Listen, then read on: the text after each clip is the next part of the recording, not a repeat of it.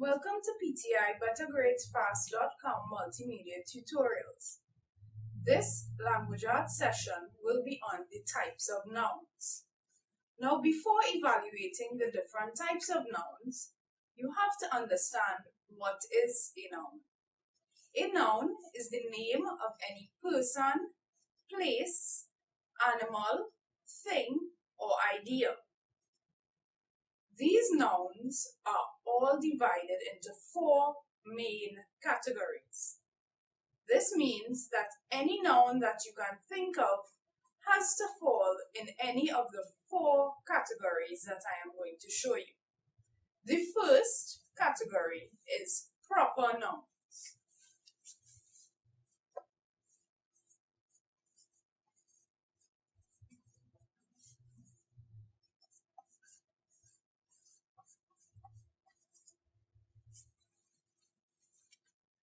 Proper nouns are nouns which give the name of something.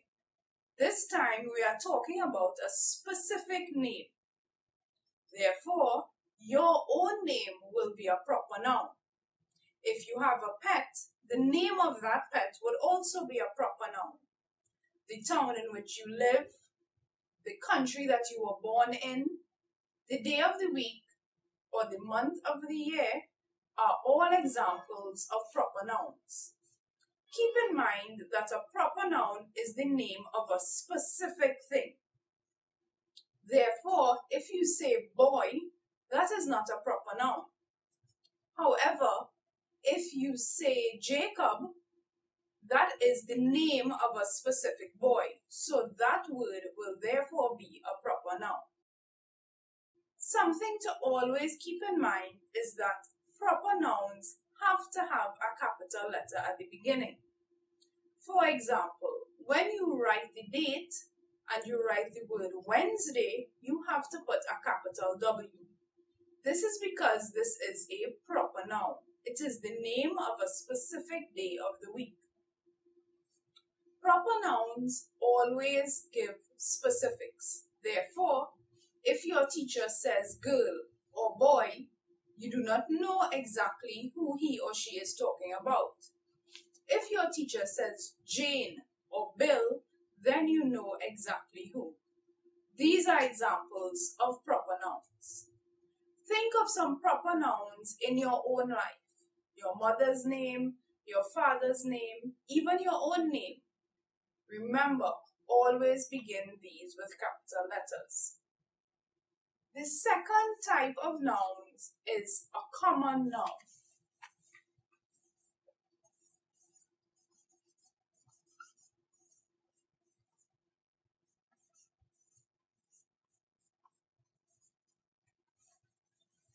Common nouns, unlike proper nouns, give the general name of something.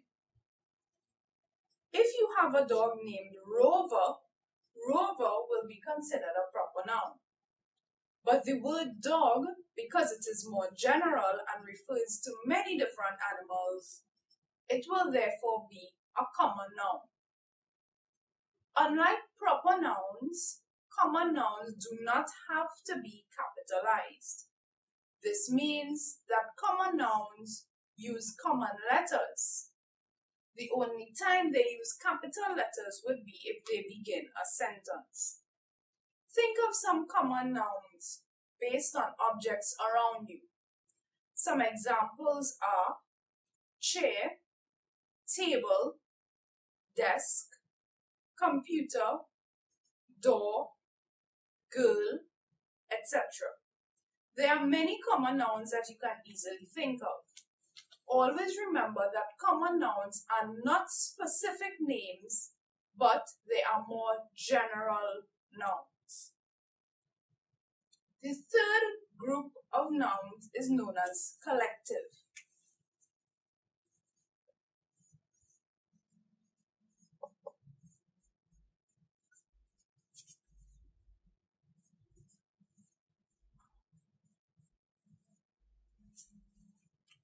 Collective nouns always refer to a collection of something. A collection of something is one group word which gives a description of a large number of articles. Collective nouns can also tell you the words for a large number of animals. For example, if you hear the phrase a herd of cows, the word herd is considered a collective noun because it is one word which describes a group of many cows. Think of other collective words that are similar to this. Some examples are pack, as in pack of wolves or pack of cards, bunch, as in bunch of grapes. You may also have a pride, as a pride of lions, and there are many more that you may see just around you. For example, your mother may buy a bouquet of flowers. Bouquet is a grouping word known as a collective noun for a collection or group of flowers. See if you can think of some others on your own. The final group and perhaps most technical type of noun is an abstract noun.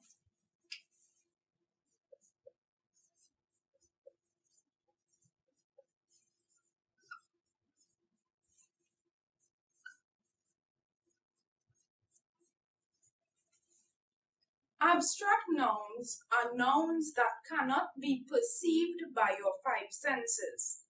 This means that you cannot see, hear, smell, touch, or taste an abstract noun. Usually in English, abstract nouns end with the letters N-E-S-S. For example, happiness. When you think of the word happiness, can you see it? No, you cannot. Can you smell it? You cannot. Can you taste, hear, or touch happiness? You cannot. Therefore, it cannot be perceived by your five senses, so it is considered to be an abstract noun. Some other examples of abstract nouns are kindness, religion, trust, love. All abstract nouns usually relate to some state or some feeling. For example, you cannot taste, smell, or hear love, but you can feel it. It is something that is internal. Think about the word poverty. You cannot see poverty, you neither can hear poverty, but it is a state. So remember that abstract nouns cannot be seen, heard, smelled, touched, or tasted, but they can be felt in your mind or in your heart. Think of some other abstract nouns. Remember, usually abstract nouns end in N-E-S-S, so this can help you think of many more easily. Once we understand these four types of nouns, then we will be able to take any noun that we think of and put it into this group. For example, if I say the word door, I know that that's a common noun because it is a general word that is not the name of any person or animal. But if I say the word forest, referring to a forest of trees, then that is a collective noun because that tells me the group of something. Just to recap, proper nouns are specific names of people, places, things, or animals, and they have to begin with a capital letter. Common nouns are more general words for people, places, things, or animals, and they do not begin with a capital letter. Collective nouns are known as grouping words because they give the name of some group or collection of things, people, or animals. Finally, abstract nouns cannot be seen, heard, smelt, tasted, or touched. Therefore, They have to be felt. Once you understand these 4 types of nouns, you will be able to classify nouns in any sentence that you receive. Thank you for choosing PTI BetterGradesFast.com.